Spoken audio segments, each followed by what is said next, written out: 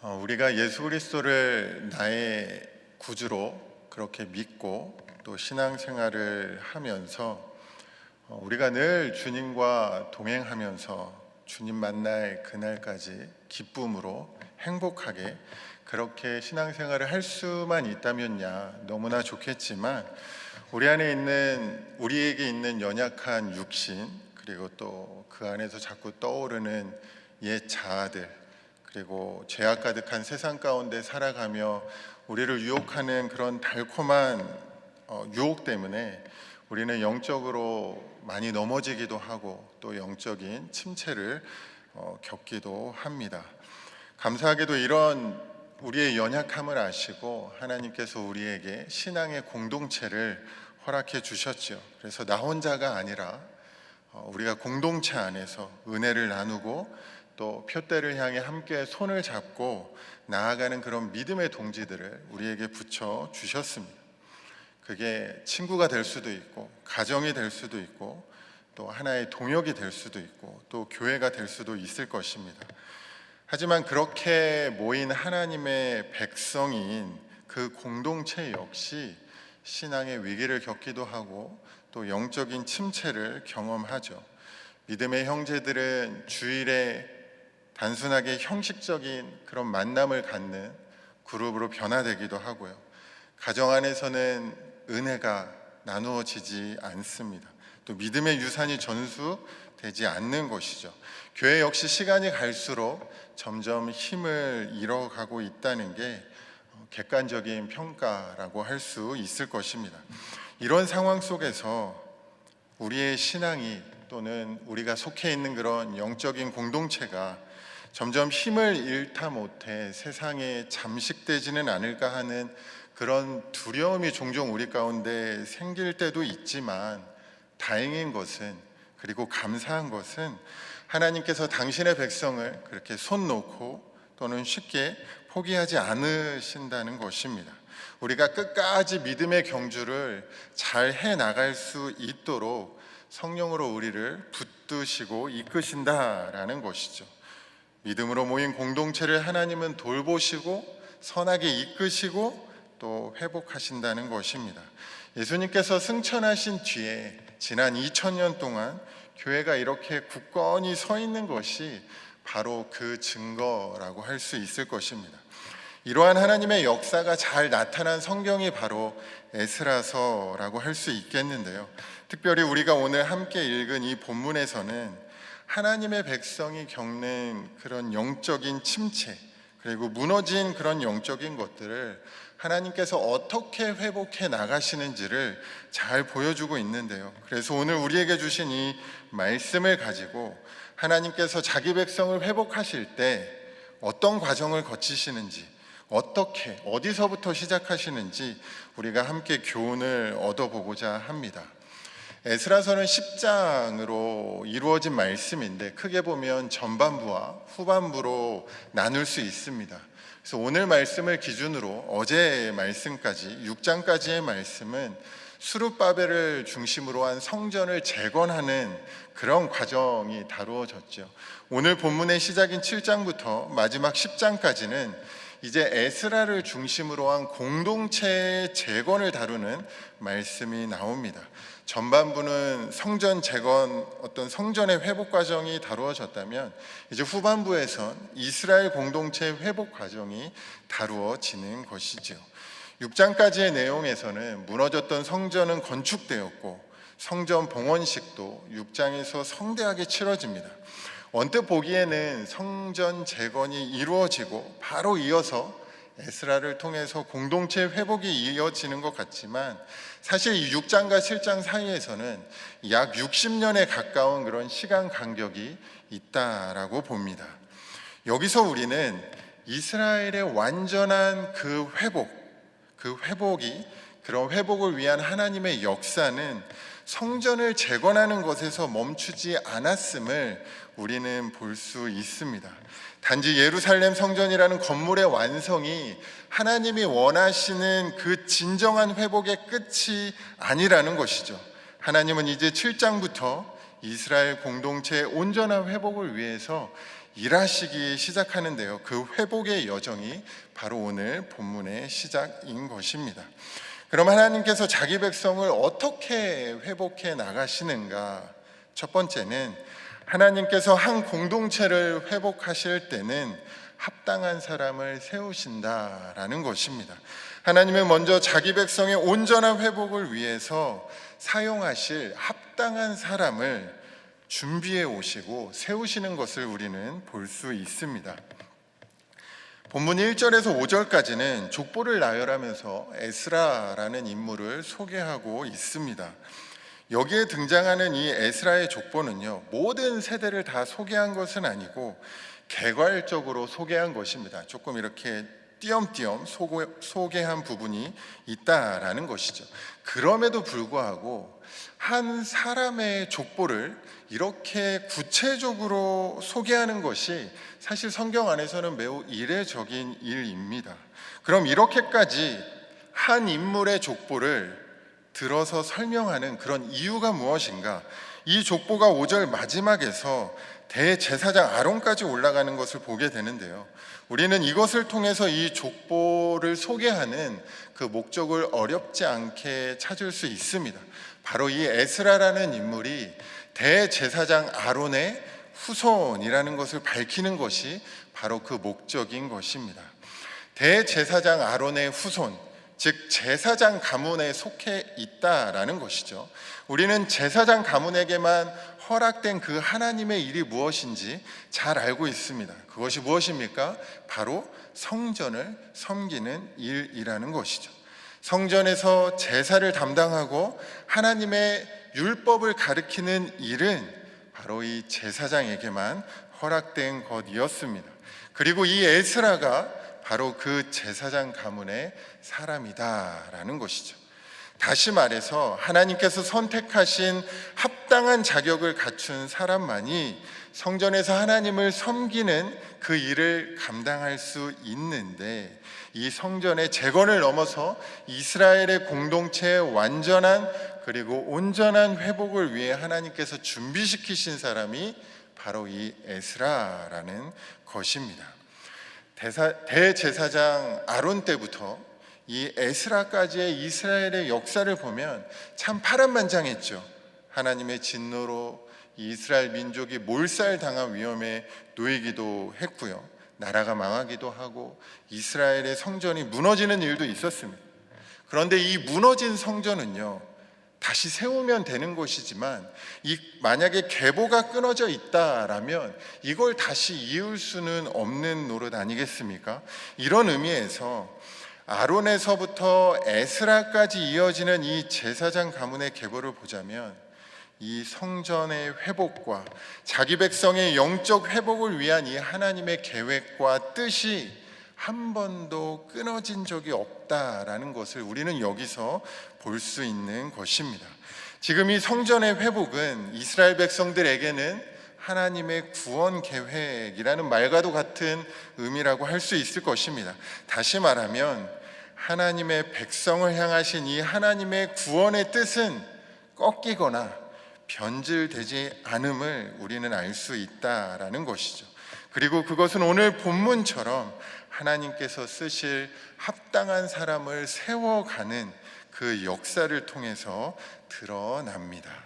여기서 우리가 기억해야 할 것은 먼저 하나님의 뜻과 계획을 이루시기 위해서 쓰실 사람을 친히 준비하시고 또 세우시고 택하시는 그 하나님을 우리는 신뢰해야 한다라는 것입니다. 그리고 우리는 하나님의 뜻에 합당한 사람이 세워지도록 잘 검증하는 일들을 감당해야 되겠죠. 교회 사역을 하다 보면 일꾼이 많이 필요하다 보니까 또 사람을 세울 기회도 많이 있는 것 같습니다. 그렇다 보면 일할 사람이 없다라는 그런 이유로 최소한의 검증도 없이 일단 세우고 보는, 그 자리에 맞는 사람을 세우고 보는 그런 일들이 종종 생기기도 합니다. 아무에게나 하나님의 일을 맡기는 상황이 되는 것이죠. 하지만 우리는 그런 상황에서 아무리 일이 급하다라고 하더라도 먼저 하나님의 일을 위해 쓰실 사람을 친히 택하시고 세우시는 하나님을 신뢰함으로 그 하나님의 뜻을 구하며 세울 일꾼을 검증해야 할 것입니다. 그럼 세움 받는 사람은 어떤 마음으로 하나님의 일에 임해야 할까요? 하나님의 일에서, 쉽게 말해서 교회의 일을 보면 어떤 일도 사람에게 인정받기 위한 자리는 하나도 없습니다. 나를 세우시고 나를 부르시고 사용하시겠다라는 그 하나님의 가장 큰 목적은 바로 하나님의 영광을 드러내는 것이죠. 그렇기에 나 같은 사람을 하나님의 영광 위에 사용하시겠다는 그 은혜에 감사하며 그 부르심 앞에 겸손하고 떨림으로 하나님의 일을 감당해야 할 것입니다. 아무쪼록 쓰실 일꾼을 예비하시고 택하시는 하나님을 신뢰하며 최선의 검증을 통해 세워주신 그 주님의 자녀들을 통해 영적 회복을 경험하는 그 은혜가 우리 모두에게 있기를 소원합니다. 두 번째로, 자기 백성의 회복을 위해 하나님은 친히 도우시고 인도하신다라는 것입니다. 하나님의 자기 백성을 위해 하나님은 친히 도우시고 인도하신다라는 것이죠. 6절에서 9절의 내용을 보면요, 이스라엘을 위해서 하나님께서 준비시키신 사람, 이 에스라에 대한 구체적인 소개의 내용이 나오고 있습니다. 6절에서는 에스라를 여호와께서 주신 모세의 율법에 익숙한 학자라고 소개를 하고 있는데요, 여기서 학자라는 말은 교사라는 그런 의미에 가깝습니다. 그런데 6절 하반절에 보면요, 그런 에스라는 왕에게 구하는 것은 다 받는 자라고 소개를 하고 있는 것이죠. 무엇 때문에 이럴 수 있었던 것입니까? 바로 여호와 하나님의 도우심을 입었기 때문이다 라고 말씀을 합니다. 우리가 이런 성경 기사를 읽을 때면 마치 강한 정권을 유지하던 어떤 한 왕의 덕분인 것으로 비춰지기도 하죠. 고레스 왕이나 다리오 왕이나 오늘 본문의 아닥사스다 왕처럼 말입니다. 하지만 우리는 여기서 하나님의 도우심을 입었다라는 이 표현을 잘 기억해야 합니다. 하나님의 도우심이 에스라 위에 머물렀을 때 아닥사스다 왕은 에스라가 구하는 것을 다 들어주었다라고 말하는 것입니다. 전에는 고레스와 다리오 왕의 마음을 움직이신 그 하나님께서 이번에는 아닥사스다 왕의 그 마음을 움직이신 것이죠. 이것은 결국 한 시대를 평정했던 그 제국의 왕조차도 하나님의 주권적인 다스림 아래 있다라는 것을 보여주는 것이죠. 그리고 하나님은 그 주권을 당신의 백성을 회복하시는데 지금 사용하고 계신 것입니다. 자기 백성의 회복을 위해 친히 일하시는 하나님은 이어서 9절 이하에서도 잘 나타나고 있는데요, 여기서 에스라는 앞서 스룹바벨의 인도 아래 이루어졌던 1차 포로 귀환에 이어서 2차로 이스라엘 백성들과 4개월에 걸쳐 바벨론에서 예루살렘으로 오고 있음을 설명하고 있습니다. 여기서도 에스라가 그렇게 할 수 있었던 이유를 어떻게 설명하고 있습니까? 바로 하나님의 선한 도우심을 입어라고 말을 합니다. 여기에서 이 손은요, 능력이나 힘을 상징합니다. 그래서 하나님의 손이라는 이 표현은 하나님의 전능하심의 상징으로 사용되는 말이라는 것이죠. 그래서 하나님의 손은 이 구약 성경에서 하나님의 보호와 하나님의 인도하심을 뜻합니다. 이 당시 에스라가 이끌었던 이 2차 포로 귀환의 경로를 보면 약 1,500km 가량 되는 거리라고 합니다. 마일로 변환하면요 900마일. 여기 애틀란타에서 저 텍사스에 있는 달라스보다 조금 더 간 거리입니다. 그런데 이때 이 귀환자의 수가 남자만 2,000명이 좀 안 된다라고 일반적으로 보거든요.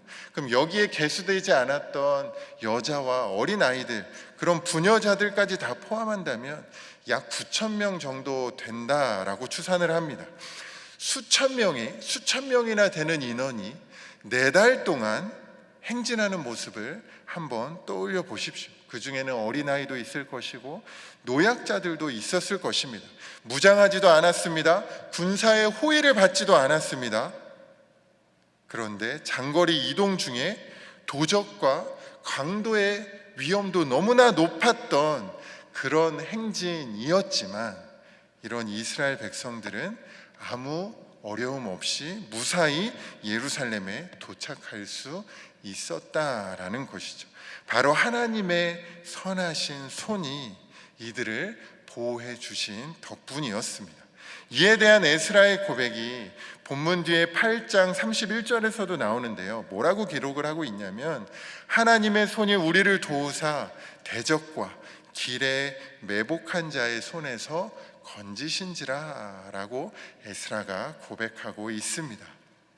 이처럼 하나님은 당신의 백성의 회복을 위해서 친히 보호하시며 인도하시고 돕는 분이시다라는 것이죠. 동일한 하나님께서 하나님의 자녀인 우리의 삶 역시 이와 같이 도와주실 줄로 믿습니다. 비록 포로의 신분이었지만 이들이 지내던 그 바사는 모든 것이 안정적이었고 황폐한 예루살렘보다는 좀 더 살기 좋은 곳이었을 것입니다. 하지만 지금 이들이 바사를 떠나서 예루살렘으로 올라갔죠. 하나님의 약속이 있는 그 땅으로 가는 것입니다. 하나님이 중심이 되는 온전한 백성의 삶을 위해 행진했던 것이죠. 우리도 마찬가지입니다. 우리가 죄악된 세상의 가치가 아닌 하나님의 말씀에 순종하는 삶을 살겠다라고 결단하고 하나님께로 믿음의 발걸음을 내디딜 때 우리는 하나님의 손 아래서 필요한 것들을 주님으로부터 공급받으며 우리가 가야 할 길을 밝히 보이시고 친히 인도하시며 그 앞에 있는 모든 위험으로부터 우리를 안전하게 보호해 주실 뿐만 아니라 우리가 도달해야 할 그 정확한 목적지에 다다를 수 있도록 우리를 도와주실 줄로 믿습니다. 이것이 바로 우리 안에 계시는 성령님께서 하시는 일이죠. 사랑하는 성도 여러분, 그렇기 때문에 어려운 상황 앞에서 결코 낙심하거나 좌절하지 마십시오. 에스라에게 하나님의 도우심이 머물러 있었던 것처럼 우리 안에 계신 성령님을 통해 하나님의 도우심이, 하나님의 선한 손이 우리 가운데 있습니다. 하나님이 우리와 함께 하십니다. 그래서 성도인 우리가 기억해야 할 것은 무엇입니까? 현실의 문제 앞에 염려하는 것이 아니라 성령의 도우심을 의지하는 것입니다. 힘든 상황을 바라보고 주저앉는 것이 아니라 천지만물을 지으시고 자신의 주권대로 지금까지 다스리고 계시는 그 하나님을 바라보는 것입니다. 이 새벽에 많은 기도의 제목을 가지고 나오셨을 줄로 압니다. 그 제목들 앞에서 낙심하지 마시고 의심하지 마시고 압도당하지 마시고 에스라에게 임했던 그 하나님의 도우심, 하나님의 선한 손을 의지하며 기도하며 나아갈 때 모든 문제가 해결되고 우리 모두에게 온전한 회복의 은혜가 임하길 주님의 이름으로 축원드립니다. 하나님께서 자신의 백성을 회복하시기 위해 하시는 일, 세 번째는 바로 하나님의 말씀을 주신다라는 것입니다. 당신의 말씀을 주신다라는 거예요.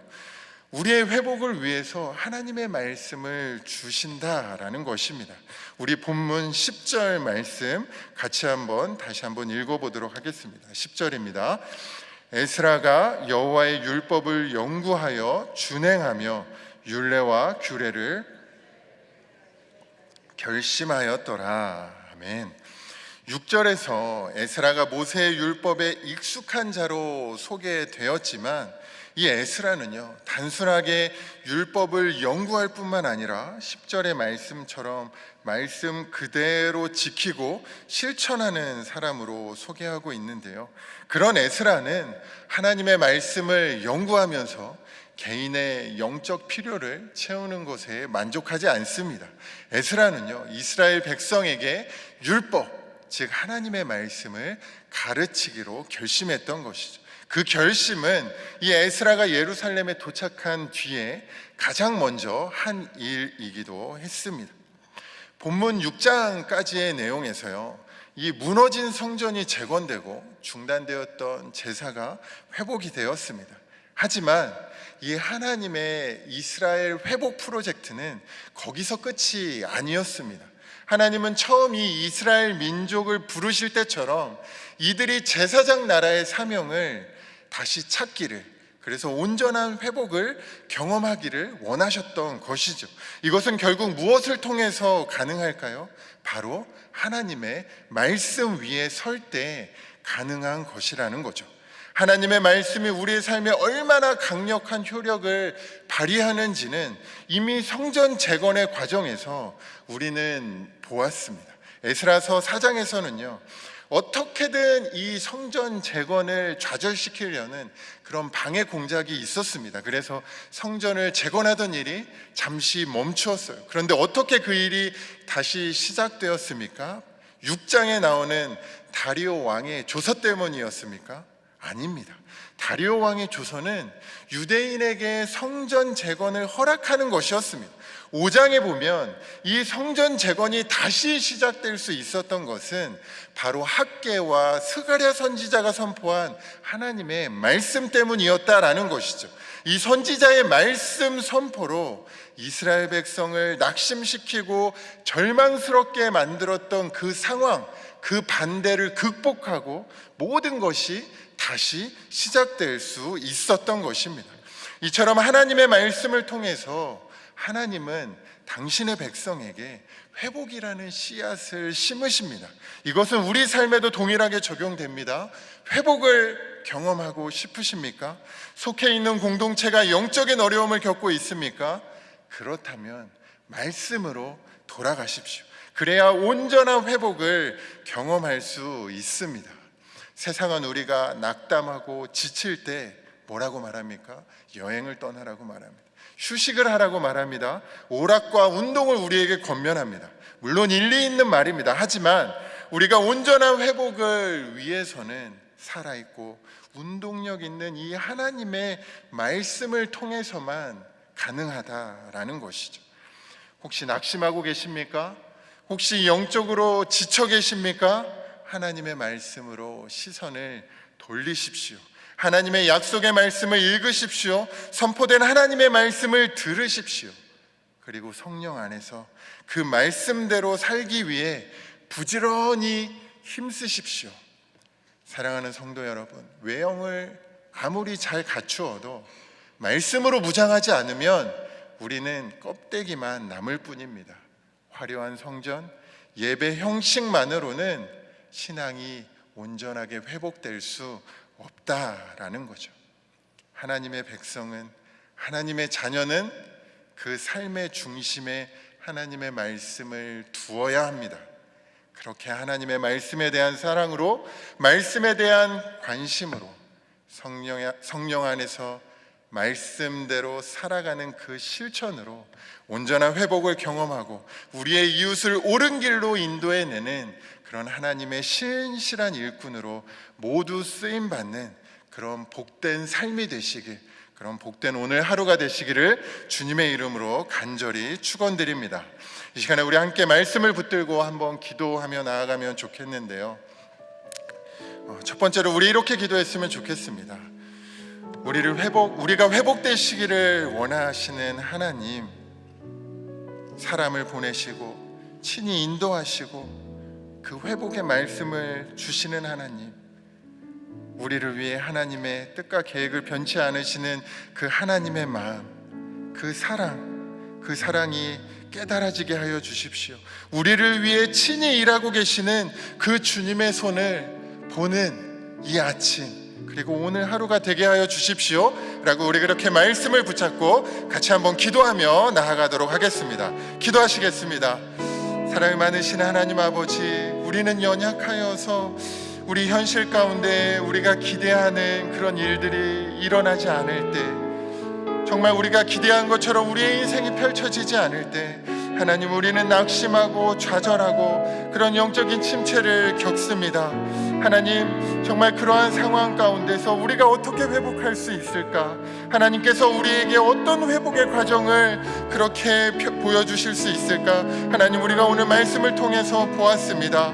하나님, 우리를 위해서, 우리의 회복을 위해서, 우리의 온전한 삶을 위해서 일하시고 준비하시는 그런 하나님의 뜻과 계획을 하나님, 우리가 말씀을 통해서 봅니다.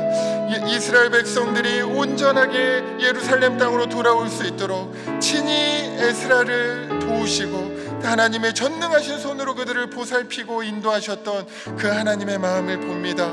정말 이스라엘 백성들이 온전하게 회복할 수 있도록 그 말씀을 주시는 그런 하나님의 마음을 우리가 보게 됩니다. 하나님, 우리를 통해서도 하나님 이와 같이 동일하게 일하시는 그런 하나님이신 줄로 믿습니다. 하나님, 우리를 위해 하나님의 뜻과 계획을 변치 않으시고 우리를 위해 친히 일하고 계시는 그 주님의 손을, 그 주님의 능력이 하나님 경험되는 오늘 하루가 되게 하여 주시고, 하나님, 우리 가운데 지치고 회복되어져 있는, 지치고 영적으로 낙담하고 그런 성도들이 있다면 하나님, 오늘 이 말씀을 통해서 다시 한번 주님의 손을 바라보며 주님을 붙들고 일어서는 그런 회복을 경험하는 하나님, 그런 이 아침이 될 수 있도록 하나님 인도하여 주시옵소서. 하나님, 우리가 온전히 그런 주님의 기쁨의 삶을 살아가기를 원하시는 주님, 이 시간 우리의 손을 붙잡아 주시고 우리를 일으키시는 그 주님의 손을 하나님 경험하는 하나님, 그런 이 아침 하나님 오늘 하루가 될 수 있도록 주님 은혜를 내려 주시옵소서. 우리 두 번째로 기도했습니다.